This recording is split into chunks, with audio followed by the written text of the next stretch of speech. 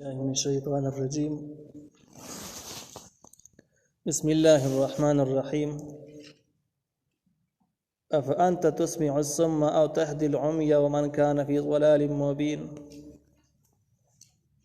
سورة الزخرف 40 نمبر آیات ہے. د دې 40 نواخله د 68 پورې پدې کې تقریبا و خبرې ذکر کیږي او دغه وو خبرو کې اولنۍ خبره تسری د نبی عليه السلام د پاره، بیا په 43-44 کې ترغیب ذکر کیږي قران ته، بیا په 45 کې رد ذکر کیږي د مشرکانو په دلایل باندې، او دغه نه بعد به تسری د نبی عليه السلام د پاره ذکر کیږي. بیا واقعا دغه مسله باندې واقعا د فرعون او د موسی عليه السلام پیش کیږي. نو بدې ذکر کې بدې آیات کې تسری د نبی عليه السلام لپاره الله تعالی نبی عليه السلام ته فرمایي چې افانت تسمع الصم ایت او رول وکي کانو ته او تهدي العمي یا بلار وخړندو ته ومن او هغه چاته کان په ضلال مبین چې به گمراهی ښکارا کی. یعنی دې خلاصه دار د خلک سره د علم نه زد غرور تکبر خراب کړی دي، او چې کله ستاره د مخالفت کې رسېنه د چې پويږي نه دی خو پويږي، خو زد د وجه نه مني، تکبر د وجه نه مني، غرور د وجه نه مني، دا د سیده لکه ځان چې کون کړي ځان جوړون کړي. نو چې کم کس بیخي کونی ته د خبره اورې سم به ورته اورې، یو سړی بیخي ړوند دی ته لارې ښه چې د سلاړ چې د سلا شکل لري د سره نه سم بلاره باندې لاړ شي. نو اوس ته سړی خلاصه دا ده چې اصل کې را دوی چې په سم لار باندې نزي او هدایت په نه په نصیب کېږي، دا ستا غلطي نه ده، د خلکو خپل غلطي ده. د خلکو د سم لار باندې راتلل دا ستاره دعوت او استاد اخلاص او د قربانو کمزوري نه ده، بلکې د کمزوري د دوی طرف له د خپل باندې ځان اډون کون کړي د په دې وجه باندې هدایت نه لري دي. نو ته د مجرم نه ته به ذمہ وار نه، دا مطلب شو. فإما نذهبن بك فإنا منهم منتقمون. کمن بوز تعالی را پیغمبر د دنیا نه رخصت شي وفات شي، فإنا منهم منتقمون، یقینا موږ دینه انتقام اخیستون کیو، کافرانو انتقام خامخا اخلو. در د صلی دویمه حصہ ده چې د دین دغه دشمنان چې په ټول عمر له بغاوتونو کې تر کړي د اسلام سره دشمنیانی کړي دي، ټیک د دې سم لار تر واستل نه شي، لیکن دا زمونږ نه بچ نه دي، زمونږ د خلاصېدلو هم نه دي. نبی علیہ السلام تعالی تعالی فرمایي چې کتر د دنیا نه لاړ شي او پات شي او تی په خپل سترګ باندې ونی نو بیا هم پوره امید ساتل چې انتقام اخلم پرې دمنو. د اسلام او دین او د شریعت دشمنی معمولی جرم نه لوی جرم دی، نو الله مونږه خامخه انتقام اخلو پرې دوی نه، نو سزا به خامخه ملاويږي. او نورینک الذی وعدناهم، یا به موږ خایو ته دا هغه څه چې موږ وعده کړل د دوی په باره کې، د کوم عذابونو چې سره موږ وعده کړل پیغمبر موږ به تا ته مخایته به خپل سترګو باندې هم ویني. فإن علیهم مقتدرون، یقینا په دې باندې قدرت هم لرو. خلاصې دا شوله چې کته وفات شي نو هم دی پرې دمنه انتقام تیالم، او کته ژوندې یو تاته د دې غضبونو په خپل سترګو باندې لیدل وخیمه چې عذابونه براوله متاته هم وخیم، نو دا هم کولای شم، بدی هم قدرت لرم. لہذا یا ساده مخه بیا عذاب راشي یا بساده وفات نه بعد بیا عذاب راځي، خو عذاب په هر حال باندې یقیني د خلاصې دول نه دي. نو چې الله عزت انتقام اخلم، نبی عليه السلام د برته سریش ولا چې دوی په خبرو باندې په دشمنی باندې په تکلیفونو کړهونو باندې ته مخه بکیږي، الله پرې دې سمنا. فاستمسك بالذي اوحي اليك، نو ته منګولي ولګو په هغه سبانه چې وحي شوی رته، ان استاد دین او استاد شریعت بیخي یقیني حقيقي دي، او استاد دشمنان چې کم تاسو سره دشمنی کې په هر حال باندې الله تعالی په قهر کې اخته دي، تخپل دین باندې کړکش. انك على صراط مستقيم، یقینا تبسم لار باندې دې ته ویل کېږي صداقت د قران صحیح کتاب دی، او صداقت د رسول د نبی عليه السلام پیغمبري یقیني ثابت ده. در دې آیات نه ثابتېږي. وانه لذکر لك، یقینا دا قران یاداشت استاد لپاره، ولې قومي کې استاد قوم لپاره. دا الله تعالی د نعمتونو تذکرہ ده، چې بتا باندې الله تعالی کوم احسانات کړی دي بتا باندې قوم باندې کړی دي په دا نعمتونو کې ټول لوی نعمت د قران دی چې په دې کې ستا یاداشت او ساده قوم یاداشت موجود دي څنګه یاداشت دي د نبی علیہ السلام خصفات خ علامات او خې تذکری او د نبی علیہ السلام د قوم خې تذکری قران کې موجود دي د قوم مبارک مفسرین او اقوال شته د قوم نه څوک مراد دي آیا قریش ته مراد دي که عرب ته مراد دي که ټول امت ته مراد دي نو بده کې اقوال مفسرین بیا مختلف دي څو وی د قریش مراد دي څو وی د عرب مراد دي په دې اعتبار سره چې د قران اولنې مخاطب خو نبی کریم صلی الله علیه وسلم په خپل باندې دي لیکن بل واسطه مخاطبین دي عرب او قریش دي څو وی د امام قرطبی رحمه الله رائے ده چې د مراد تمام امت ته مراد دي چې دا قران ستا هم خیادونه په قران کې موجود دي او ستا د امت خیادونه هم په قران کې موجود دي خیاداش علامات او هغه په دې اعتبار سره چې دا الله تعالی اولنې په دې قران کې خطاب د نبی عليه السلام سره کړی دی او په دنیوي لحاظ باندې هم سره په دې باندې پوېږي چې یو بادشاہ څوک مخاطب کی خبره وسره کوي نو هغه ډېر خوشاله چې ګور بادشاہ ماته په خپل د خبرې کړې دي او زه مخاطب کړم مزه یاد کړم زه راغختلې يم او بر دې باندې خوشاله یم چې کله د ټول کائنات او لوی مالک الله تعالی څوک مخاطب کړي یو خبره باندې نو خامخه به اعزازي دغه شان د نبی عليه السلام په واسطه باندې قوم مخاطب کړي نو خامخه به اعزازي که امت مخاطب کړي نو امت لپاره خامخه اعزاز دی نو په دې وجه امام رازی رحمه الله په تفسیر کبیر کې ذکر کړی دی چې د چا خصفات او خ شهرت چې کوم دی د نعمت خ شهرت نعمت خو په یو شرط باندې چې دغه کس مقصد بدانه چې کنه زما د خ کارونه مشهور شي خلکو کې رایج شي دسنه بلکې د مقصد بر دین خدمت د الله رضای خو ګر دی باوجود خصفات او تشهیر وشي شهرت وشي دا نعمت دا بد شي نه او دا مصیبت کله جوړیږي چې کله ته د مقصد د خپل شهرت مقصد وګرځې بیا یا کاری ته اوړي او بیا د شرک یې سګرځيږي او چې کله ته د جون مقصد دا نه ګرځولي بلکې تر الله تعالی رضا ده پر لګي بیا د خصفات مشهور شي خلک نو وېدا نعمت په دی وجه باندې دی چې قران دا ذکر کړی دی و انه لذکر لك ولقومك وسوف تسالون دا قران ساسو د خو صفاتونو یاداش پتا ساس صفاتونه به کې موجود دي سا خیادونه به کې موجود دي سا د قوم یا د امت خیادونه به کې موجود دي نو دا تذکرہ الله تعالی په تور د نعمت باندې کړی دی چې په تامه ما احسان کړی دی احسان دی نو وس بدا مصیبت کله جوړیږي چې کله د شهرت د خپل ژوند هدف وګرځي نو دا به شرک شي او کته د دین لپاره خدمات کې څه خدمات د سي مشهور شي خود به خود مشهور شي نو دا بیا نعمت دی وسوف تسالون زاد اساسونه به تاسو نه کیږي په بار د خپل ذمہوارو کې دا هم مضمون تسری د نبی عليه السلام لپاره او خبرداري د کافرانو لپاره چې تاسو ټول نه د قیامت په ورځ باندې خپل ذمہوارو ته پوښتنه کیږي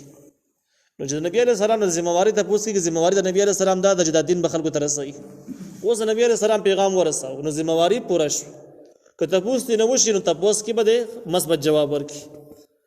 او د امت د لپاره ذمہواری دا چې کوم پیغام تاسو ته میلاو شو پیغام به تاسو قبلوي نو قیامت کې به تاسو کې چې تاسو پیغام قبول کړی او قبول کړی نو چې کوم خلکو نه قبول کړي نو هغه جواب من پیراش نو الله تعالی باندې زمري به مجرمان ثابت جهنم ته الله واچي نو وسوف تسالون کې د نبی عليه السلام د لپاره تسلی موجوده ده او د کافرانو د دین دشمنانو لپاره به تخویف یری مضمون موجود دی چې تاسو ټول نه بجدا جو د خپل ذمہواری باره کې تاسو کې واسال او تاسو وکه من د هغه چانه ارسلنا من قبلک چې موږ لګلی او مخکستانه ای پیغمبره نبی علیہ السلام مخاطب دی من رسولنا د خپل پیغمبرانو نه اجعلنا من دون الرحمن الهه آیا موږ مقرر کړی دی بغیر د رحمان ذات نور خدایان یعبدون چې د خلقی بندگی کړي یعنی توحید دومره یقیني مضمون د ټولو پیغمبرانو په دې معنی اجماع او اتفاق دی عقل حمد منی چې الله تعالی واحد لا شریک منل شي د ټولو پیغمبرانو اجماع هم په دغه خبره باندې ده او د آسماني کتابونو د مضمونونه هم په دغه معنی دي چې الله تعالی واحد لا شریک دی او دا مضمون یقیني شو بيخي یقیني دی او مشرکان تاسو په دغه مسله باندې لانجه کوي چې الله تعالی واحد لا شریک مو وایا نو دا د څه خبره شو لګره ټول پیغمبرانو سره انکار وکي دا عقل نه انکار وکي د پیغمبرانو د اجماع نه انکار وکي دا سراسر جهالت ناپوهي او گمراهي شوله دې ځکه چې الله تعالی نبی عليه السلام ته فرمایي چې د هغه پیغمبرانو ته تاسو کې کم ستاره مخکې لګل سوال دا راولاړېږي چې کوم پیغمبران مخکې لېږلي شوي د هغې نه خو تپوس نه کېږي خو پاتې شوي دي بیا یې تپوس څنګه کېدی شي ځینې مفسرینو د دې جواب دا ورکړی دی چې د دې مطلب دا دی چې که په طور د معجزې باندې الله تعالی دغه پیغمبران تا سره میلاو کي نو تپوس دې وکړه چې ستاسې په دورانونو کې آیا خدای پاک تاسو ته ویلي وو چې د الله نه بغیر د بل چا بندګي وکړي داسې ته ویلي که نه دي ویلي تپوس دې وکړه په طور د معجزې باندې تفسیر معرف قرآن ذکر کړی دی چې د معراج په واقعه کې چې کله نبی علیه السلام ټولو انبیاء کرامو له امامت کاو نو نبی علیه السلام یې تپوس وکړو چې تاسو چې څومره پیغمبران تاسو راجمع شوي یئ آیا داسې دور راغلی داسې وخت راغلی دی چې تاسو ته الله تعالی ویلي چې د بل چا بندګي وکړي بل چا عبادت وکړي ټول پیغمبرانو ته چې نه داسې وخت نه دی راغلی چا یو پیغمبر ته هم دا هدایت نه دی میلاو شوی چې دا خلک د بل چا بندګي وکړي د الله دې نه کوي تفسیر معرف قرآن ذکر کړی دی چې د دغې واقعي سند اگر چې په کلکو دلایلو سره ثابت نه دی د دې واقعي سند مضبوط نه دی نو با اعتماد نه شي کېدلی لیکن ځینې مفسرینو جواب دی او دغه واقع په دلیل کې پیش کوي لیکن سند یې قوي نه دی نو ځینې نور مفسرینو رایې په دې کې دا جواب یې دا دی چې اصل کې د دې مطلب داسې نه ده چې ته د پیغمبرانو خواته ورشه او تپوس دې وکړه چې څنګه چل شي او داسې نه ده بلکې دغه پیغمبرانو کتابونه راواخله او د هغې نه معلومات وکړه چې آیا دغه پیغمبرانو په کتابونو کې د الله تعالی نه بغیر د بل چا بندګي ثابته ده که ثابته نه ده د دغه پیغمبرانو د دینونو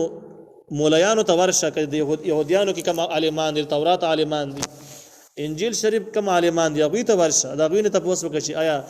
دې انجیل کې د عیسی علیه السلام تعلیماتو کې داسې خبر راغلی ده چې د الله نه بغیر د بل چا بندګي وشي نو اصل کې د پیغمبرانو تپوس کولو مطلب دا د هغوی د کتابونو باره کې تپوس کول او د هغوی د مولیانو نه تپوس کول مراد دي بینه پیغمبرانو تپوس کول مراد نه دي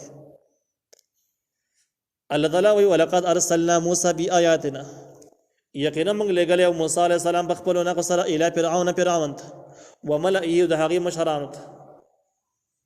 دا اوس دلیل نقلي پیش کېږي په دې خبره باندې چې د کافرانو کم اعتراض په 31 نمبر آیت کې تیر شوی دی نو دغه اعتراض 100% باطل دی او په دلیل نقلي سره وثابتېږي چې دغه دلیل صحیح نه دی د کافرانو دغه اعتراض صحیح نه دی 31 نمبر آیات کې د کافرانو سوال دا و چې نبی علیہ السلام پیغمبر شو معجزې خو د لټیک د خپل ځای باندې شولې لیکن نبی علیہ السلام مالدار نه دی او دا پیغمبري د مالدارو حق دی چې کوم مالدار نو ولدا غټ خلک سرمایه‌دارانه کم فکر شي نو ولدا چې نو پکار د سی واجب طایب کې غټ غټ تاجران موجود دي هغه پیغمبران شوي وي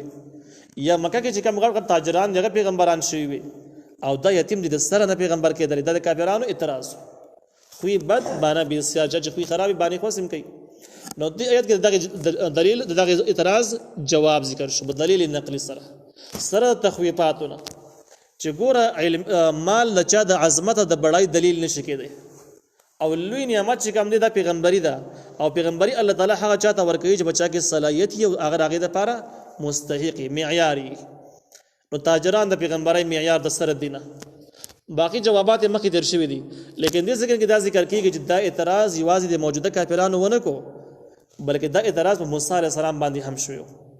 موسی علیه السلام باندې هم دغه اعتراض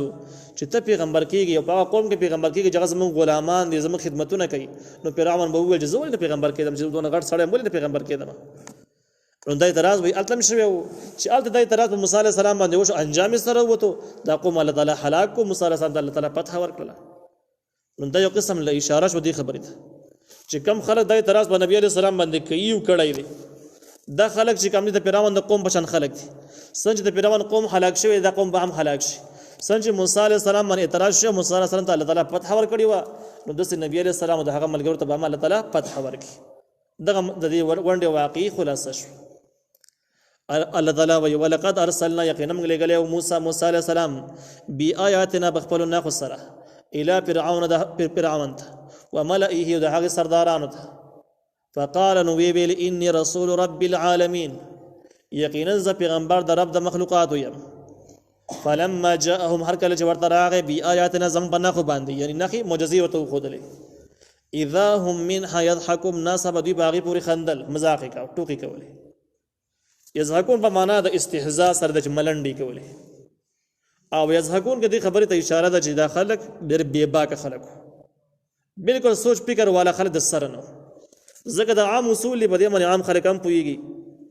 چې کم کس ډېر خاندي نو د دې خبرې علامه وي چې د کس په خبر د سره سوچ کوي بس اسې خوله چینګه نیولي په خبره باندې نه پوهېږي نو دغه شان حال فرعونیانو و چې د الله تعالی پیغمبر ورته راغی او دعوت یې ورته ورکړو ورته یې وویل چې انی رسول رب العالمین هغوی خندا شروع کړه د سره به سوچ نه کاوه چې پیغمبر دی که نه دی او په حقایقو باندې سوچ وکړی شي معجزات یې مطالعه کړی شي حالات یې وکتلی شي چې دی که نه دی که دا پیغمبر خو د غټه ذمهواري د خبرې اورېدل پکار دي نو به دوی د سره فکر ونه کړو نو اذا هم منها یضحکون ناڅاپه دوی په هغې پورې خندل یعنې ټوکې پورې کولې الله تعالی وایي وما نوریهم من ندی خودری دی فرعونیانو ته من آیت حس و نخا الا هي اکبر من اختها مگر دا به ډېره لویه نښه وه د خپلې مخکینۍ نښې نه دې نه مراد عذابونه دي چې یو عذاب به راغی هغې نه بعد پسې غټ بل راغی د هغې نه ښه غټ بل راغی دا عذابونه مسلسل په دې باندې را روان نه عذابونه نورو واقعاتو کې تېر شوي دي مخکیني سبقونو کې د نه عذابونو ذکر راغلی دی خو د دې باوجود په دومره سختو عذابونو کې هم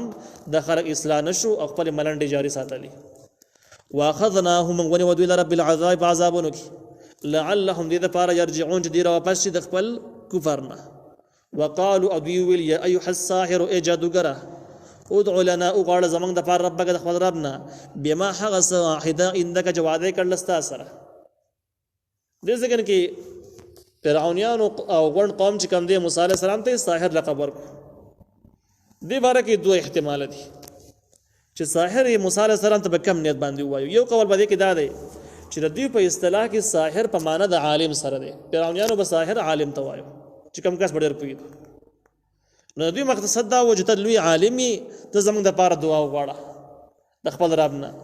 او د هغې خبرې چې عهده عندک تا سره وعده کړې ده چې دا عذاب لرې کوم چې لرې کړ موږ به ایمان راوړو نو بس هغه دعا راله وغواړه د الله نه چې د عذاب رانه لرې شي موږ به ایمان راوړو دویم قول دا ده چې نه ساحر په معنی د جادوګر سره دی او دې خلکو موسی علیه السلام د ساحر په دې سختو حالاتو کې بیا هم وایو پر دومره عذابونو کې ورته بیا هم درون لقب نه ورکوو او ساحر په نوم سره یادوو ځکه د دوی اخلاق داسې خراب شوي وو چې دومره غورځېدلي اخلاق یو کمزوري اخلاق یو چې دوی د پیغمبر او جادوګر منځ کې فرق نه کوو دا نوم بېحد چاته وایو بېادبۍ سره بېحد چاته وایو بېباکۍ سره به وایو د سره دې خبرې تمیز به کې ونه چې دا پیغمبر دی د احترام قابل دی نو دا دوی هغه بېباکۍ ته اشاره ده د بېادبۍ ته اشاره ده چې دوی به دا پیغمبر باره کې هم داسې الفاظ استعمالول په دومره سخت عذاب کې به هم د نبی علیه السلام احترام د موسی علیه السلام د احترام په ځای باندې د ساحر لقب ورکاوه